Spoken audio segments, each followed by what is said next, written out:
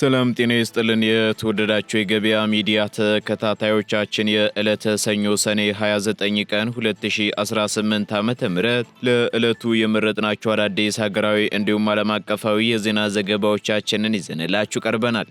የዜና ዘገባዎቻችንን ስፖንሰር ያደረገልን አጋራችን ደግሞ የሮሃ ፎሬክስ ቢሮ ነው። በዜና ዘገባዎቻችን ላይ የሮሃ ፎሬክስ ቢሮን የዕለቱን የውጭ ምንዛሬ ተመን መረጃ እናጋራችኋለን። በቅድሚያም አርዕስቶችን ኢትዮጵያ በቻይና የመጀመሪያ ደረጃ የመርከብ ግዢ ድርድር መጀመሯን አስታወቀች። በዚሁ ድርድር መሰረትም ሁለት አዳዲስ ከባድ ዕቃ ጫኝ መልቲ ፐርፐዝ መርከቦችን፣ አንድ መካከለኛ መጠን ያለው ያገለገለ የኮንቴነር መርከብ እንዲሁም 3 ያገለገሉ የጭነት መርከቦችን ለመግዛት የድላላ ማፈላለጊያ የፍላጎት መግለጫ ወጥቷል። በዝርዝር እናደርሳችኋለን። ከውጪ የኢራን እስላማዊ አብዮታዊ ዘብ ስር የሚገኘው የቁድስ ኃይል የአሜሪካውን ፕሬዝዳንት ዶናልድ ትራምፕን ጨምሮ ከፍተኛ የአሜሪካ ባለስልጣናትን ኢላማ ያደረገ ጥቃት ለመፈጸም ሙክታር የሚል ስያሜ የተሰጠው አዲስ ልዩ ክፍል ማደራጀቱ ተሰማም።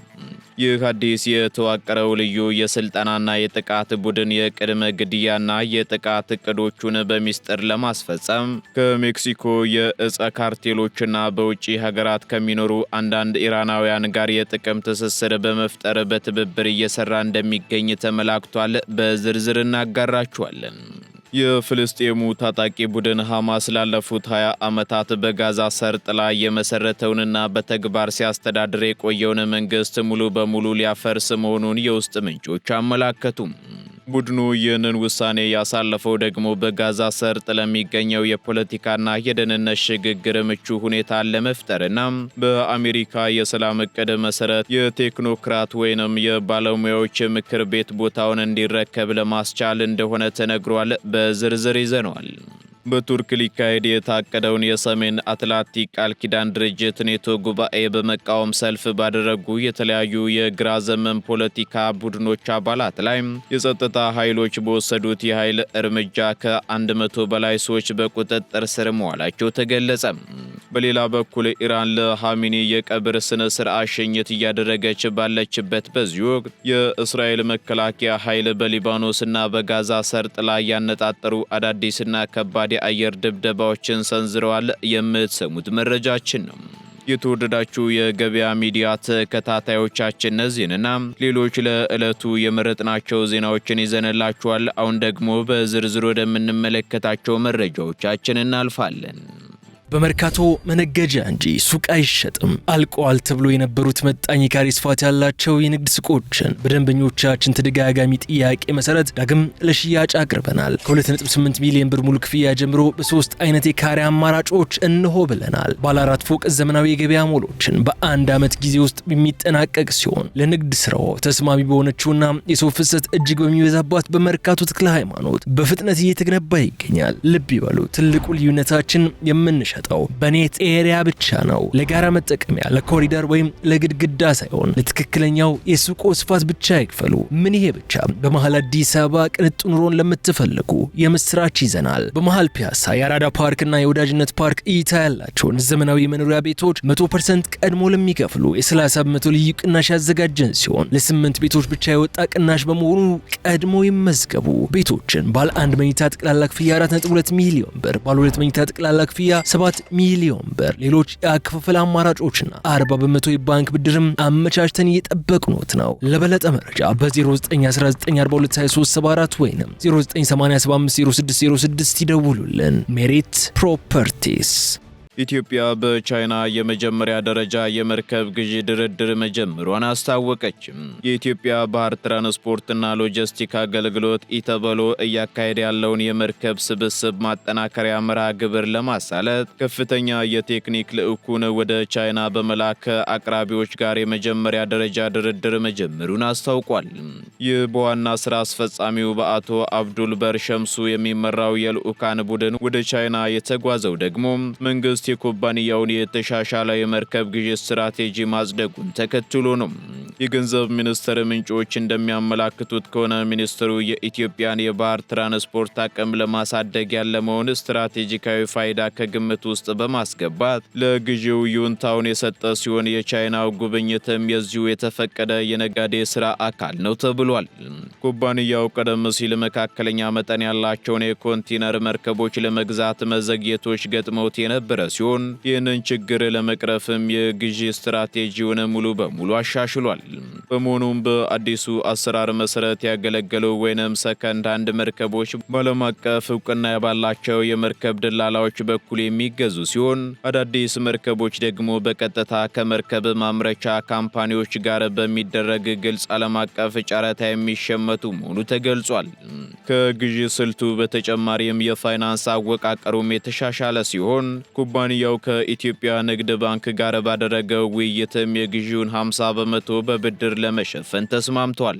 ቀደም ሲል በባንክ ብድር ለመሸፈን ታቅዶ የነበረው 30 በመቶ ብቻ የነበረ ሲሆን ቀሪው 50 በመቶ ደግሞ ከራሱ ከኢተበሎ የውስጥ የፋይናንስ ምንጭ የሚሸፈን ይሆናል።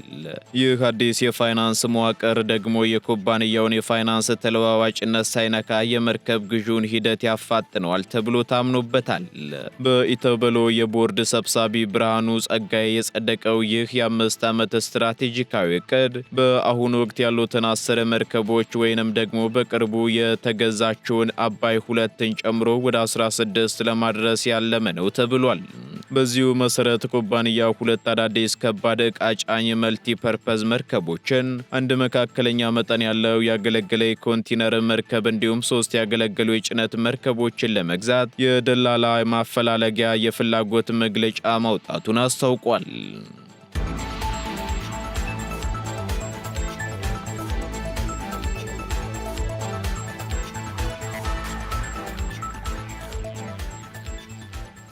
ከባህር ማዶ ወደ መረጥናቸው መረጃዎቻችን ስንሸጋገር የኢራኑ አብዮታዊ ዘብ ዶናልድ ትራምፕንና የአሜሪካ ባለስልጣናትን ለመምታት አዲስ ልዩ ክፍል ማደራጀቱ ተገለጸ።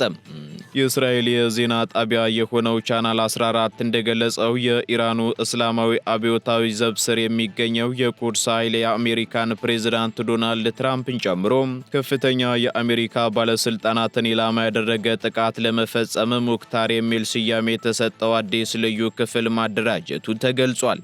ይህ አዲስ የተዋቀረው ልዩ የስልጠናና የጥቃት ቡድን ደግሞ የቅድመ ግድያና የጥቃት እቅዶቹን በሚስጥር ለማስፈጸም ከሜክሲኮ የእጽ ካርቴሎችና በውጭ ሀገራት ከሚኖሩ አንዳንድ ኢራናውያን ጋር የጥቅም ትስስር በመፍጠር በትብብር እየሰራ እንደሚገኝ ተመላክቷል። ቻናል 14 ይህንን መረጃ ይፋ ቢያደርግም ግን የስለላ መረጃውን በምን መንገድና ከየትኛው አካል እንዳገኘ ዝርዝር ማብራሪያ አልሰጠም። ይህ መረጃ ይፋ የሆነው ደግሞ በቅርቡ በአሜሪካ እስራኤልና በኢራን መካከል በተቀሰቀሰው ወታደራዊ ግጭት የኢራኑ የበላይ መሪ አያቶላ አሊ ሐሜኒ ከተገደሉ በኋላ በቴህራን በተካሄደው የቀብር ስነ ስርዓት ላይ በዶናልድ ትራምፕ ላይ የበቀል እርምጃ እንዲወሰድ ከፍተኛ ጥሪዎች እየቀረቡ ባሉበት ወቅት መሆኑ ተገልጿል።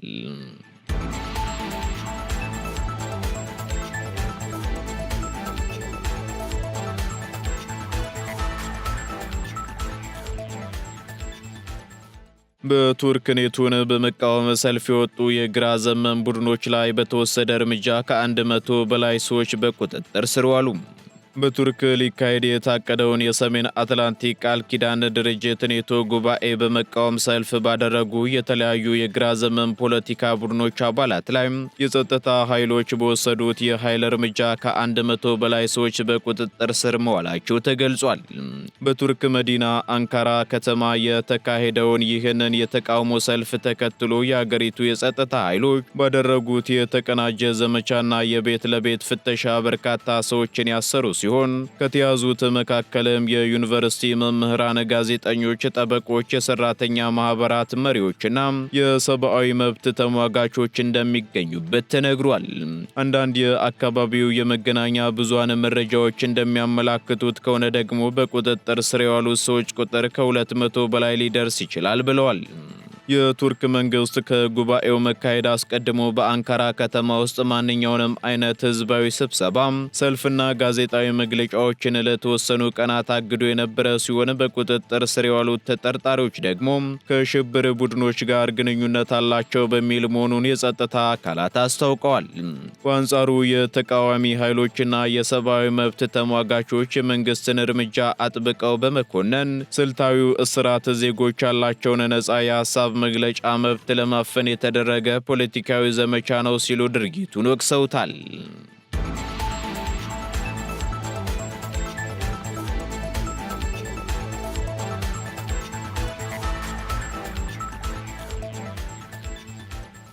ኢራን ለሃሚኒ የቀብር ስነ ስርዓት ሽኝት እያደረገች ባለችበት በዚህ ወቅት እስራኤል በሊባኖስና በጋዛ ላይ ድብደባ ፈጸመች።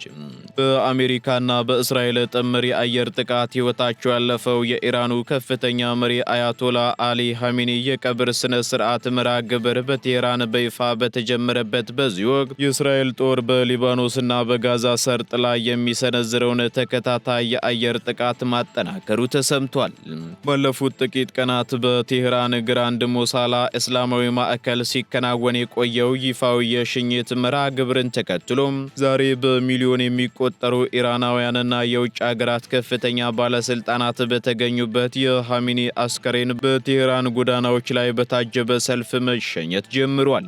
የሀገሪቱ ባለስልጣናትም የቀብሩን ደህንነት ለማስጠበቅ በዋና ከተማዋ ላይ ጥብቅ የትራፊክና የአየር ክልል እገዳ እየጣሉ ሲሆን የቀብር ስነ ስርዓቱን በመጪው ሐሙስ በማሻድ ከተማ በሚገኘው የኢማም ረዛ መቅደስ እንደሚፈጸም ተገልጿል።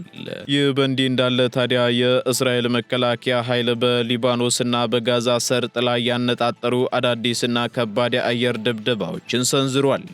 ጥቃቱ በተለይም በደቡባዊ ሊባኖስ ናባቲህና ቢንት ጅቤል አካባቢዎች በሚገኙ የሂዝቦላህ ይዞታዎች እንዲሁም በጋዛ የሐማስ ወታደራዊ መሰረተ ልማቶች ላይ ያነጣጠረ መሆኑን እስራኤል አስታውቃለች። በቅርቡ በዋሽንግተን የተደረሰውን የደህንነት ማዕቀፍ ስምምነት ተገን በማድረግ በሊባኖስ ድንበር አካባቢ በሚገኙ መንደሮች ላይ ከፍተኛ የመኖሪያ ቤቶች የማፍረስና የማጽዳት እርምጃ እየተወሰደ መሆኑም ተገልጿል። በተጨማሪም በጥቃቶቹ ሳቢያ በሁለቱም አቅጣጫዎች በሲቪል መሰረተ ልማቶች ላይ ከፍተኛ ጉዳትና የሰው ሕይወት መጥፋት መመዝገቡንም የየአካባቢው የሕክምና ምንጮች አረጋግጠዋል።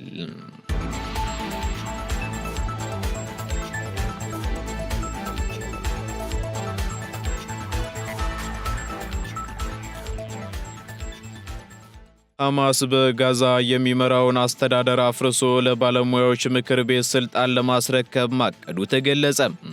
የፍልስጤሙ ታጣቂ ቡድን ሐማስ ላለፉት 20 ዓመታት በጋዛ ሰርጥ ላይ የመሰረተውንና በተግባር ሲያስተዳድር የቆየውን መንግስት ሙሉ በሙሉ ለማፍረስ ማቀዱን የዲፕሎማሲና የውስጥ ምንጮች አመላክተዋል። ቡድኑ ይህንን ውሳኔ ያሳለፈው ደግሞ በጋዛ ሰርጥ ለሚደረገው የፖለቲካና የደህንነት ሽግግር ምቹ ሁኔታን ለመፍጠር እንዲሁም በአሜሪካ የሰላም ዕቅድ መሰረት የቴክኖክራት ወይንም የባለሙያዎች ምክር ቤት ቦታን እንዲረከብ ለማስቻል እንደሆነ ተነግሯል። የሳውዲ አረቢያው ታዋቂ የዜና ማዕከል አሻርቅ አልአውሳት የሐማስ ከፍተኛ አመራሮችን ጠቅሶ እንደዘገበው ከሆነ ደግሞ በአሁኑ ወቅት ጋዛን እያስተዳደረ ያለው የሐማስ የመንግስት ስራዎች መከታተያ ኮሚቴ ይበተናል ተብሏል። ቦታውን ደግሞ በቀድሞ የፍልስጤም አስተዳደር ከፍተኛ ባለስልጣን አሊ ሻአት ይመራል ተብሎ የሚጠበቀውና የጋዛ አስተዳደር ብሔራዊ ኮሚቴ የተሰኘው ገለልተኛ አካል ይተካዋል የተባለው። አብዛኞቹ የዚህ ኮሚቴ አባላት ደግሞ ከፖለቲካ ወገንተኝነት ነጻ የሆኑ ነገር ግን ከፍልስጤም አስተዳደር ጋር ተቃዋሚ ትስስር ያላቸው ባለሙያዎች መሆናቸው ቢገለጽም የቴክኖክራት ምክር ቤቱ ወደ ጋዛ ሰርጥ ገብቶ ስራ ለመጀመር ግን አሁንም ከፍተኛ የደህንነትና የፖለቲካ እንቅፋቶች ተደቅነውበታል ተብሏል።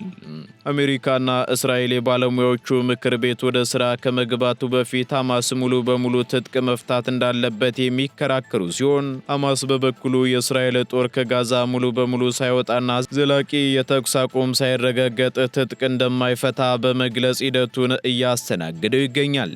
ከዚሁ ጋር ተያይዞ ከትጥቅ መፍታትና ከድህረ ጦርነት ጋዛ አስተዳደር ጋር በተገናኘም በተዘዋዋሪ የሚደረጉ ድርድሮች መቋረጣቸውን ተከትሎ ሁለቱም ወገኖች የፖለቲካ ትርፍ ለማስላት ሲሉ ጊዜ የማራዘም ስልት እየተከተሉ እንደሆነም የውስጥ ሰነዶች አሳይተዋል።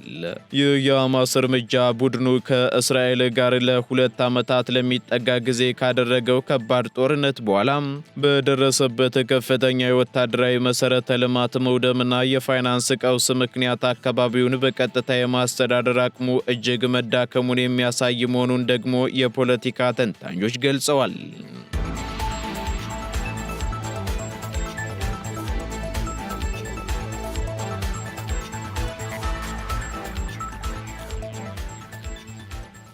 ቀጥለናል። ውድ ተከታታዮቻችን ወደ መጨረሻው ዝርዝር መረጃችን ስንሸጋገር የሳውዲ ዲፕሎማሲ የሱዳንን ጦርነት ለማስቆም ቁልፍ መሆኑን የአውሮፓ ህብረት ተወካይ ገለጹ።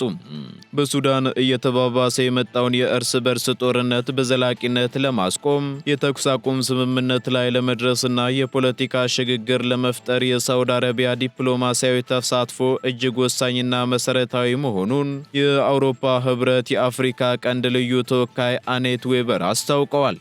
ልዩ መልእክተኛዋ በሳውዲ አረቢያ ዋና ከተማ ሪያድ ባደረጉት ጉብኝት ወቅት ለአረብ ኒውስ እንደገለጹት ሳውዲ አረቢያ ግጭቱን ወደ ማክተሚያው ነጥብ ለማምጣት የሚያስችል ልዩ ዲፕሎማሲያዊ አቋምና ተሰሚነት አላት ብለዋል። ልዩ ተወካይዋ አኔት ዌበር በሰጡት መግለጫም ከዚህ ቀደም ሁለቱም ተፋላሚ ወገኖች ማለትም የሱዳን መደበኛ ጦርና የፈጣን ድጋፍ ኃይሉ በአንድ ጠረጴዛ ዙሪያ በማስቀመጥ ተጨባጭ ድርድር እንዲደረግ ያስቻለችው ብቸኛዋ መድረክ በሳውዲ አስተናጋጅነት የተካሄደው የጅዳ ውይይት መሆኑንም አስታውሰዋል። ሳውዲ አረቢያ ከሱዳን ጋር ያላት ቀጥተኛ የጎረቤትነት ግንኙነት፣ የቀይ ባህር ደህንነት ጉዳይና የግጭቱ ቀጠናዊ ተጽዕኖ የኪንግደሟን ሚና ይበልጥ አስፈላጊ እንደሚያደርገውም ጠቁመዋል። ይህ በእንዲህ እንዳለ አሜሪካ፣ ሳውዲ አረቢያ፣ ግብፅና የተባበሩት አረብ ኤምሬቶች የሚገኙበት የኳድ ስብስብ በጅዳ የሰላም ሂደት አማካኝነት ሰብአዊ ድጋፎችን ለማቅረብና የተኩስ አቁም ስምምነት ላይ ለመድረስ በትኩረት እየሰሩ መሆኑ ተገልጿል። የአውሮፓ ህብረትም ጦርነቱ ካበቃ በኋላ ሊኖር ስለሚገባው የፖለቲካ ሽግግር፣ የሰብአዊ መብት ጥበቃና የመሰረተ ልማት ክትትል ዝግጅቶች ከአረብ ሀገራት ጋር በቅርብ እየተገበረ መሆኑንም ዌበር አክለው ገልጸዋል።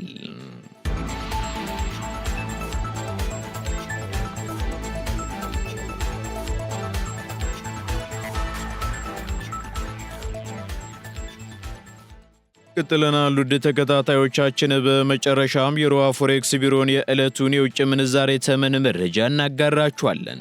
በዚህም አንድ የአሜሪካ ዶላር 175 ብር ከ42 ሳንቲም እየተገዛ 178 ብር ከ92 ሳንቲም እየተሸጠ ይገኛል።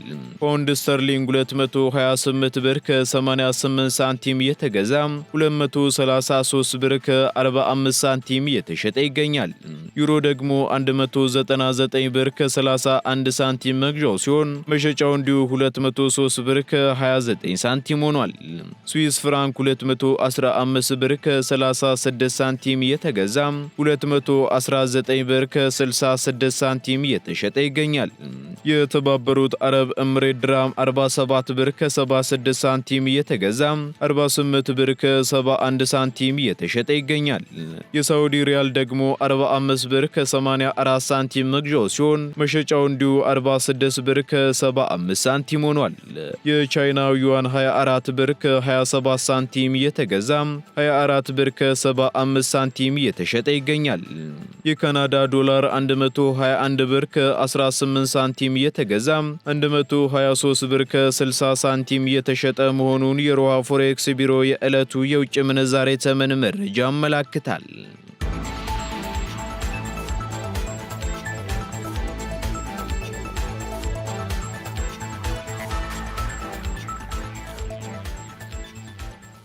የተወደዳችሁ የገበያ ሚዲያ ተከታታዮቻችን ለዕለቱ የመረጥናቸው ዜናዎቻችን እነዚህን ይመስሉ ነበር። እንዲሁም አዳዲስ ኢኮኖሚያዊ፣ ማህበራዊና ፖለቲካዊ መረጃዎቻችንን ለማግኘት ታዲያም የገበያ ሚዲያን እንድትወዳጁ እንጋብዛለን። ሰናይ ጊዜን ተመኘን። በመርካቶ መነገጃ እንጂ ሱቅ አይሸጥም። አልቀዋል ተብሎ የነበሩት መጣኝ ካሬ ስፋት ያላቸው የንግድ ሱቆችን በደንበኞቻችን ተደጋጋሚ ጥያቄ መሰረት ዳግም ለሽያጭ አቅርበናል። ከ2.8 ሚሊዮን ብር ሙሉ ክፍያ ጀምሮ በሶስት አይነት የካሬ አማራጮች እንሆ ብለናል። ባለ 4 ፎቅ ዘመናዊ የገበያ ሞሎችን በአንድ ዓመት ጊዜ ውስጥ የሚጠናቀቅ ሲሆን ለንግድ ስራው ተስማሚ በሆነችውና የሰው ፍሰት እጅግ በሚበዛባት በመርካቶ ተክለ ሃይማኖት በፍጥነት እየተገነባ ይገኛል። ልብ ይበሉ፣ ትልቁ ልዩነታችን የምንሸጠው በኔት ኤሪያ ብቻ ነው። ለጋራ መጠቀሚያ፣ ለኮሪደር ወይም ለግድግዳ ሳይሆን ለትክክለኛው የሱቆ ስፋት ብቻ ይክፈሉ። ምን ይሄ ብቻ! በመሃል አዲስ አበባ ቅንጡ ኑሮን ለምትፈልጉ የምስራች ይዘናል። በመሃል ፒያሳ የአራዳ ፓርክና የወዳጅነት ፓርክ እይታ ያላቸውን ዘመናዊ መኖሪያ ቤቶች 100% ቀድሞ ለሚከፍሉ የ30 በመቶ ልዩ ቅናሽ ያዘጋጀን ሲሆን ለ8 ቤቶች ብቻ የወጣ ቅናሽ በመሆኑ ቀድሞ ይመዝገቡ። ቤቶችን ባለ 1 መኝታ ጠቅላላ ክፍያ 4.2 ሚሊዮን ብር፣ ባለ 2 መኝታ ጠቅላላ ክፍያ 7 ሚሊዮን ብር፣ ሌሎች የአከፋፈል አማራጮችና 40 በመቶ የባንክ ብድርም አመቻችተን እየጠበቅኖት ነው። ለበለጠ መረጃ በ0919422374 ወይም 0987506006 ይደውሉልን። ሜሪት ፕሮፐርቲስ